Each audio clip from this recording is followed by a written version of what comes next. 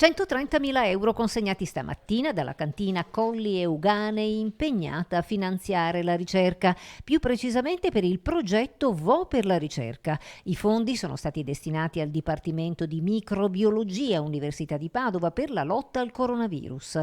Noi li abbiamo utilizzati principalmente per monitorare la risposta immunitaria delle persone che a VOS erano infettate durante la prima ondata, e questa è un'informazione preziosa perché ci permette di capire per quanto tempo, per esempio, una persona infettata rimane protetta. È un'informazione che ha anche una grande valenza poi per progettare anche misure di sanità pubblica, perché se uno sa che delle persone dove sono state infette sono protette per 1 anno e mezzo, cambia completamente. Il rettore uscente di Padova, Rosario Rizzuto, presente stamattina, ha sottolineato come il contributo della cantina Colli Euganei sia di fatto da interpretare come una visione per il futuro, mentre è stata sottolineata anche la difficoltà da parte della cantina di sopravvivere in tempi di Covid in un territorio particolare come quello euganeo. L'importante per noi è il messaggio che è passato in quel momento.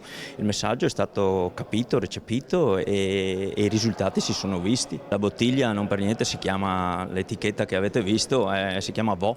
Grande la risposta del pubblico, che ha abbracciato l'iniziativa in aiuto alla ricerca con l'acquisto di ben 130.000 bottiglie, numero che ha superato le aspettative iniziali, che si aggiravano sulle 100.000.